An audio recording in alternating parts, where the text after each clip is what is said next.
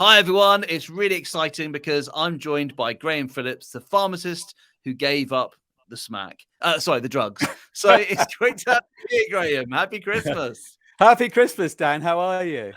Yeah, I'm very well. I'm really sorry for just bringing that joke out of nowhere, but I thought it was quite good. I love your title. It's evocative. It makes you think so many things, and I think that's great what you do. So, how's your year been? Let's go through that first. It's very hard to say. I mean, I'm still running 3 of the nation's busiest pharmacies, so you can imagine it's been insane. And now there's a national shortage of pharmacists. So on top of the usual insanity, there's been many days when there's no pharmacist available except me. Oh wow! So you had to go back on the front line as well. I'm the least competent pharmacist in our group. But fortunately, we've got very good systems and very good technicians who keep my patients safe. So there've been many days when I've had to go and rejoin the front line like I did at the start of the crisis and actually run one of the branches. That's incredible. The thing is, though, you're probably like me in that way because you're like running the business at the higher level. You're not on the front line as much. So you're not as used to it, are you? And suddenly you think, eek, here we go. Yeah, well, fortunately, I've got fantastic systems, fantastic technology, and fantastic teams, and they can do all that in the background. I mean, the thing that I love, I've never enjoyed the tech side of dispensing. My technicians do all of that. I love my time with the patients, and of course, it's been an incredible period. But the trouble is that when I do another 12 hours on the front line, the 12 hours of work I would have done doesn't go anywhere. So then I end up breaking all my own rules, working stupid hours and getting no sleep, rinse and repeat. That's not what I signed up for. That's exactly what I've gone through. Same thing happened here. We had a member of staff who had to leave. They went off and actually toured with the rock band, which is pretty cool. But it did mean that we had a really busy week and I was pulled back into the kitchen and I finished a day's work feeling absolutely exhausted, thinking, oh, it'd be nice to go home and relax now. But actually my day job that I haven't done today is waiting for me and nobody else can do it. So if I don't do it, it doesn't get done. And it is stressful, isn't it? So from that perspective, it's been a really tough year. But from the perspective of professional satisfaction, feeling that we've done some good, both in the pharmacy context and longevity context, you could say it's my best year ever. That's fantastic. Well done. I'm really proud of you that you've had such a good year. I think it was probably autumn last year that I first met you. And I think we kind of all thought coming to the end of 2020 would be, the end of all the COVID nonsense. And that's still going on very much as strong as ever. And, I kind of think it's just a matter of time now until, well, hopefully we get through it because we can't go on like this forever, can we? But it has been a pretty stark, strange time in human history to live through.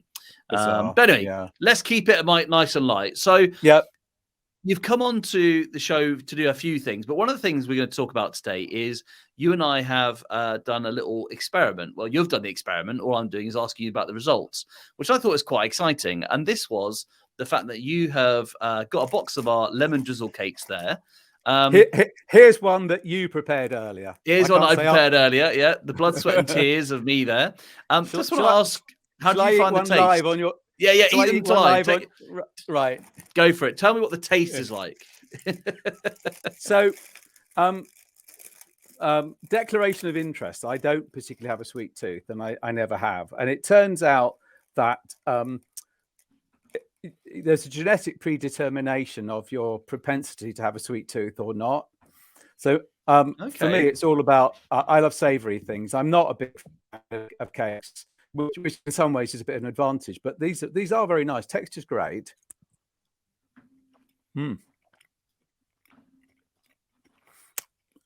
Texture is excellent. Taste is excellent. For me, this is a bit too sweet. I remember saying it last time. Yeah. I mean, partly I don't have a sweet tooth, but also once you get the carbs out of your life and the very sweet things out of your life in general, and the microbiome changes, actually your tastes change, which is a good thing. You said that in our show. The microbiome's got a huge impact on taste, doesn't it? In fact, way more than you'd think. It's not just about digestion. It's about your immune system and everything. It's incredible. So the one thing in that, we now have lemon oil, which I think's got a nice zesty taste to it as Yeah. well. And I think that comes through well. And we took out the stevia. So the Yeah. stevia is a slightly sweeter sweetener, which we decided we didn't need that anymore. So maybe we could, what I think in the new year, do is savory things would be incredible. Yeah. And perhaps maybe less sweet things for those who have, like yourself, gone strict to keto for longer. Yeah, what I'd like is, I like everything about it, but just tone down the sweetness, because for me, the sweetness overpowers all the other flavors. Okay. What about the experiment, it's certainly though? enjoyable and edible. That's the point. It doesn't feel like, people think you're going to be tasting like cardboard. I promise you guys, I'm not saying because it's Dan. It's genuinely lovely. Yeah. Thank you. There's a button here that you go through a trap door if you said the wrong thing. Room 10. This is Dan's room 101, folks. You heard it here first. So let's talk about the experiment then. So you've been doing some number crunching with your blood sugar levels. Actually, I'll tell you what, before we go into that, do you want to just tell us about prolongevity, should I say, what the program is, what you do? Because this does actually relate very much to your day job, doesn't it? It does. So that's why I call myself the pharmacist that gave up drugs, because we were I've been very senior in my profession. We won all of the pharmacy awards, and most of them twice. And you start out as a fresh-faced young health professional, irrespective of which profession that might be, with high expectations of helping people. And what I've seen in my time, in my 35 years in practice, is the drugs bill doubling, redoubling, quadrupling, octupling. And I reached the point where I thought almost everyone, it seems, is either taking a statin or an antidepressant or both. Yeah. The UK drugs bill now is in well excess of £20 billion. Wow. And to give you some context, the total NHS bill is about 165 billion. Wow. The total bill for UK pharmacists, in other words, having people like me, is less than 3. So the drugs bill is 7 times more expensive than the service I provide. Incredible. And it's more than twice as expensive as having all as the cost of the entire GP system. Wow. So it's a huge monster, isn't it? It's a huge monster, which would be fine if we felt that we were doing a tremendous amount of good. Although I call myself the pharmacist that gave up drugs, let me be very clear. That doesn't mean I'm a member of a cult who would never recommend any medication to anyone ever. That's absolutely not the case. And I would hate anyone to reach the conclusion. There are many people who do need allopathic medicine, and it's life-saving. Yeah. But the point is that while all health professionals turn to medication as our first and only choice, we're ignoring root causes. Yeah. And we get to the point where I felt like the whole country's taking on medication. We're medicating an entire society, and none of it makes sense. It all felt too much. It felt disproportionate.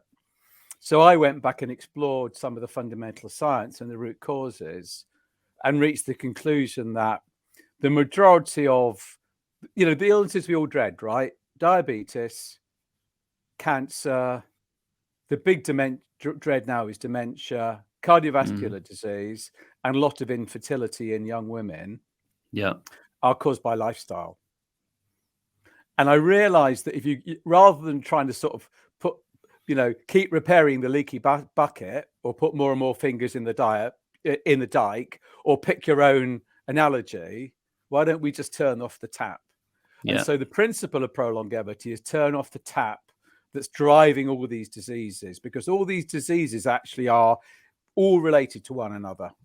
And if you stop, in a sense, the way the diseases work, you buy one and get 4 free in a bad way. If you turn off the tap, you turn off one and get the other 4 turned off in a good way. And the obesity epidemic comes along for the ride. So people think it's about the obesity. It isn't. It's actually about fundamental metabolic underlying cellular processes in a very complex system. And obesity is a bit of a sideline, and people focus on the obesity because that's what you can see, but actually it's not root cause. I totally agree. And what's interesting about what you said about, you cure one thing, you cure the rest. Mark Davidson is a great guy who was on the, Dickinson, should I say? Cheers.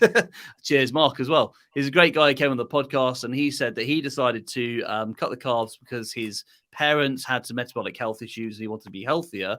And lo and behold, he hasn't been on antidepressants for years and years and years. Yeah. He never expected to give up antidepressants. That just happened. You know, there's people like, you know, Carrie Brown in America who says that she no longer takes medication for bipolar 2. Again, it just isn't needed any longer, which she wasn't expecting that it'd be that successful. Yeah. So it's interesting, isn't it, how people find, and quite often, like in Mark's case, they find out that the side effect was all these other diseases going away. They're like, what the heck? I never realized that this was all linked to the same thing. Yeah. It's quite so shocking. There's a kind of direct line between cardiometabolic health, microbiome, diet and lifestyle. Yeah. And that makes sense when you think about 2 million years of evolution. Why wouldn't all these things be connected? Yeah. And the problem, I think, which with Western medicine, bless it, is it abstracts things into single causes and single solutions. Yeah. And there are no single causes. There are, you know, more and less direct causes. And there are very rarely single and simple solutions to a very complex system. Yeah. But you know what, Graham? I think the hope there is that if you look at the history of medicine and science, that has always been the case, that humans they reach out to the answer that's the most obvious and simple. And then as they discover more and more, eventually the paradigm can't do anything but shift. And if we didn't do that, we'd still believe in the four humours of treating people with medicine. We'd still believe in miasma and bad air being poisonous. You mean that's changed? Well, did I miss? I think the latest textbook has come out this year. You'd be back on the front line. I thought you'd have picked this up. Oh, hell. Just shows you how out of date I am.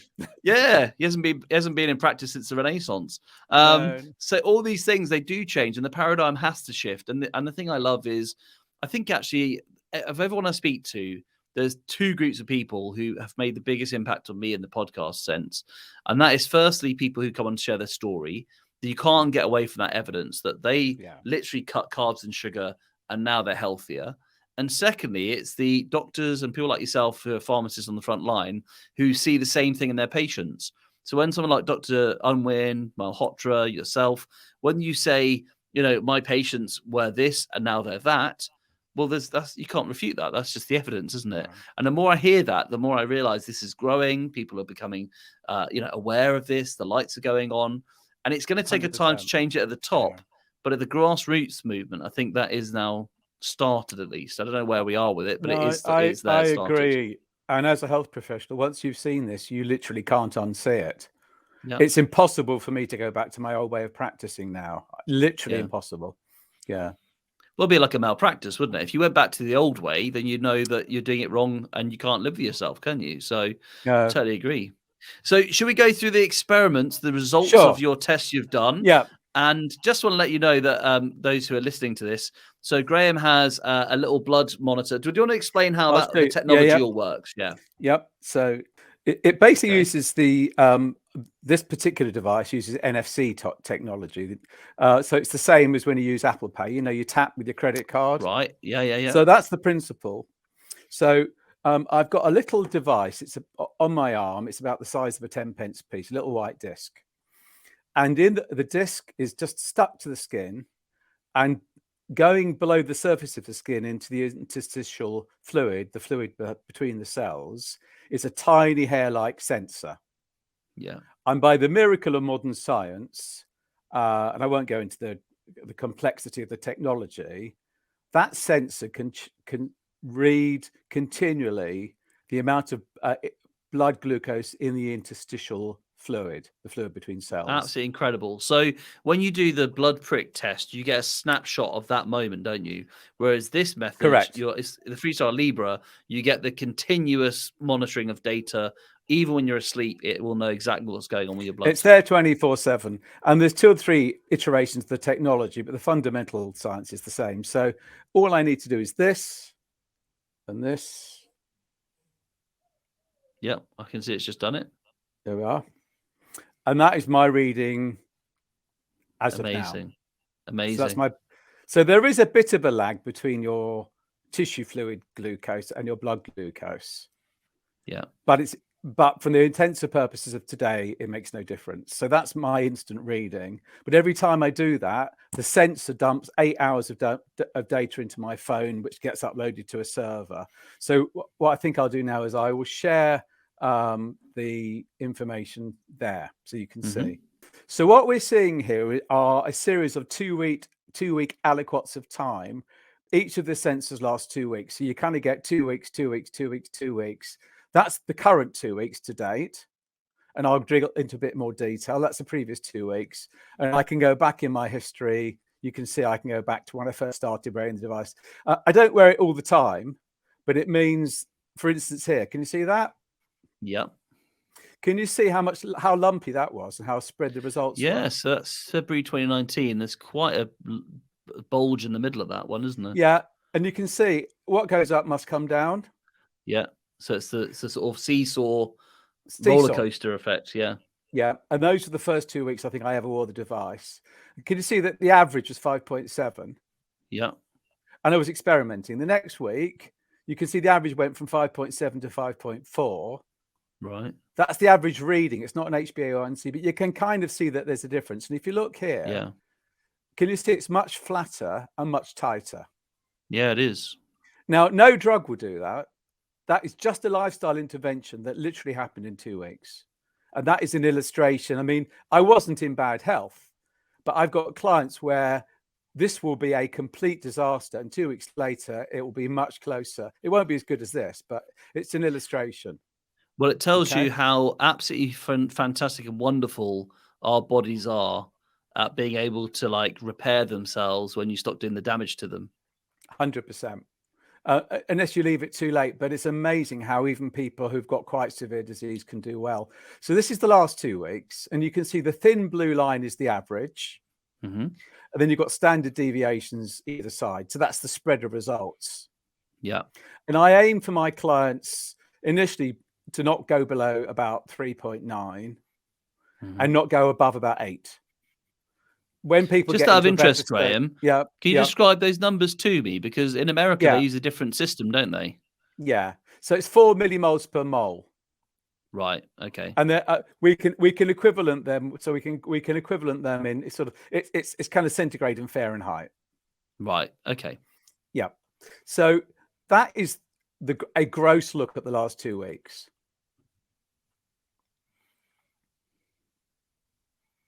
And I'm hoping now you'll be able to see an AGP report here. Nervous. Okay, what have we got here then, Graham? So can you see the screen? I can, yeah. Screen? Right. AGP report, yeah. Perfect. So what am I looking for is the average glucose, same as we said before, 5.4.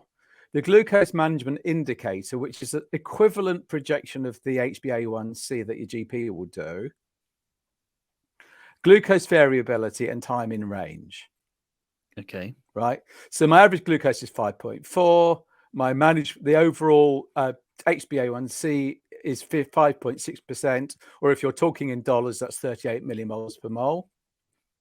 Those are the equivalents. It's a centigrade Fahrenheit thing. And my variability is 8.7. Right. And that is a very healthy profile. And you can see it illustrated here. I'm never going low. I'm never going high. And it's really not moving very much.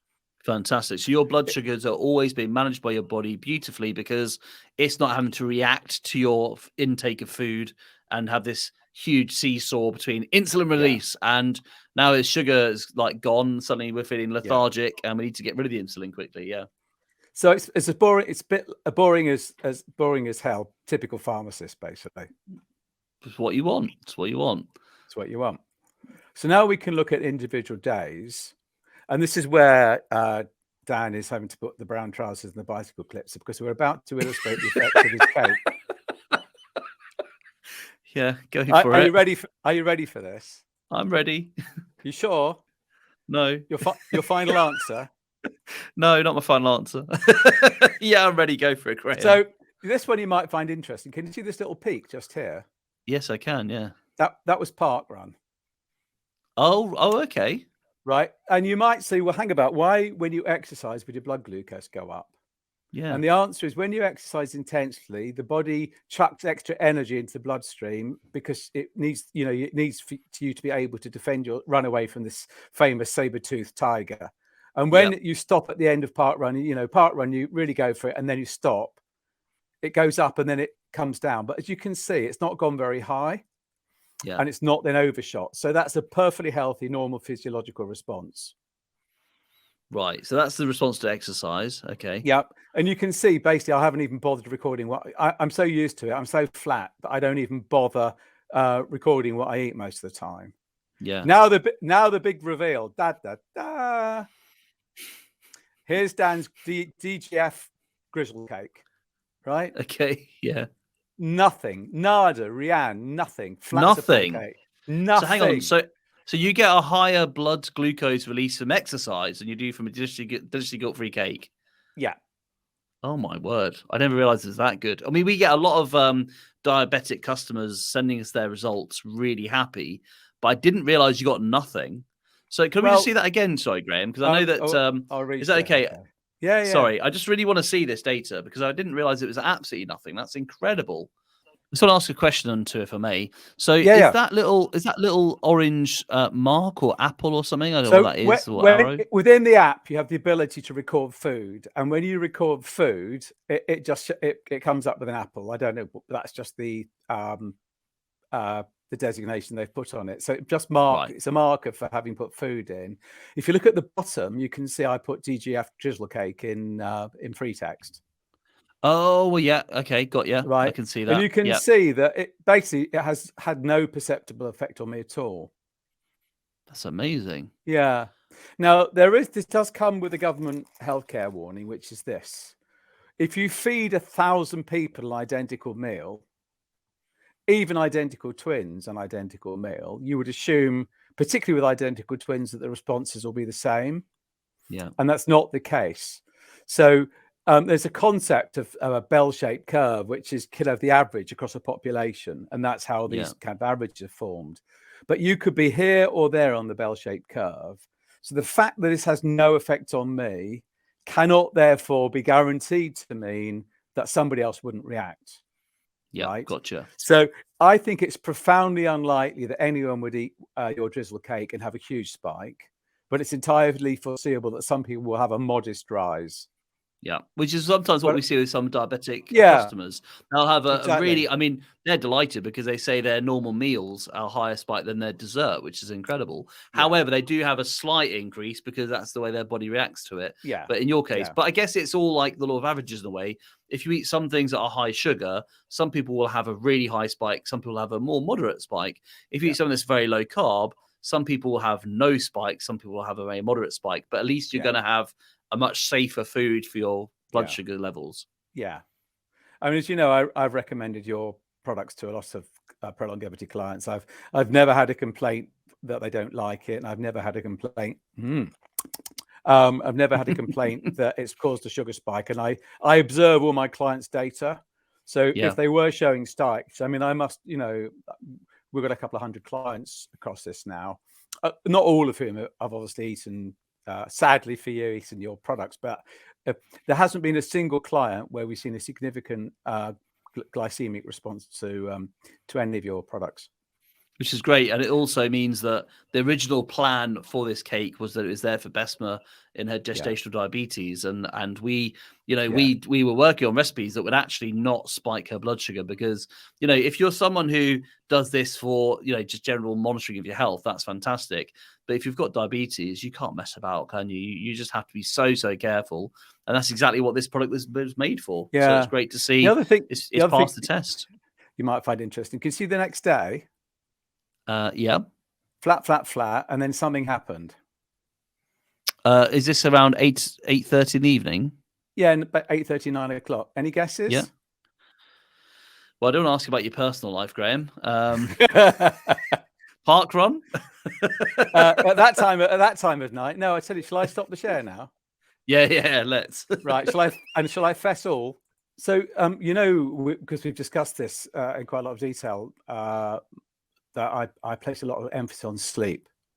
And one of the things I encourage people to do pre-bed is to have a bath, not a shower, and to do it at bedtime, not in the morning, and have it so And to hot. have it very hot and a cool room. I've learned. Right. So that is my very hot bath, which produces a cortisol rise. It's a form of positive stress, just like a Oh, park run. well, Yeah. Mises. So Yeah. there you are with this your body getting ready because it's like, oh, something's happening here. It's uncomfortable. We might have to run away from this. We might have to fight something. So it's that fight or flight thing. It's a stress Fantastic. response. Yeah. And that is one of the reasons there's a lot of science actually around the benefits of saunas and steam rooms, particularly saunas. Well, if And I say this, don't freak yeah. out. But I was actually in a sauna thinking of you the other day, Oh my because I was God. yeah. So I hadn't. I It must was admit, all I did going get. so well up to that point. Yeah, sorry about Yeah. that. I was Oh, dear. alone and I was in a sauna. It's getting worse. Anyway, but I do remember you saying about doing the 20 minutes or so in a sauna. Yeah. And there's a really hot sauna that I can't do them more than about 7 minutes before I start feeling a bit lightheaded. Yeah. And it's like 70 to 80 degrees centigrade. The other one's about 50, and I thought I'll do that one for longer. And I must admit, it's incredibly pleasant to do. And you come out, you feel Yeah. your heart beating, you really feel like you're going for it. And then I have a quick shower, get in the plunge pool, and the body's like temperature goes from up here to down there. And I thought Graham Yeah. would be very proud of me right now. So, and I went to the hot tub after that, and it's really hot as well. And I went Yeah. home and I slept beautifully after that. It was a really Yeah. good night's sleep. Yeah. Yeah. So there you go. I always say I hate hormesis to pieces. Yeah. Although on saying that, you do, but you get used to it, don't you? There's something about the adrenaline rush of doing these things, which actually is quite nice for your body. Yeah. So in January, I'm going to do an ice bath challenge, which I've not done any preparation for. And I thought, just go for it. You know, like Daisy, who does the Keto Woman podcast, she does sea swimming every day, even this time of year. And I just think, I take my hat off to those people. That's incredible. I'm going to try something too. So rather than just plunging in a 15 degree centigrade, which seems a little bit wussy now, I'm going to take it down even colder each day. So before we finish up, Graham, I was going to ask you, what are you doing for Christmas? And you are a Jewish man as well. Yeah. Talk about Hanukkah and about your traditions this time of Well, year. yeah. I mean, as you know, all the Abrahamic faiths have some kind of festival at this time of year, and I believe they're all connected. I mean, you're the expert in this kind of area. I'm sure they're all connected. So we were planning to go to Israel. I've been trying to get back. We've got friends and family over there. Been trying to get back the last 2 years.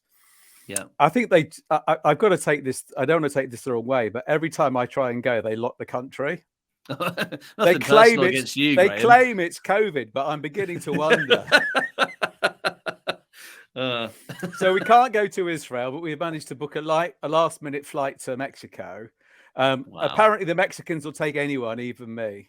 Even you. There you go. Yeah. So on Sunday we're off to Mexico. We've got 5 days in Mexico City, and then we're going to go down to Cancun and have some chill time. Which, as you know, my partner Karen's a GP. We've both been working stupid hours. We've had hardly any time off all year.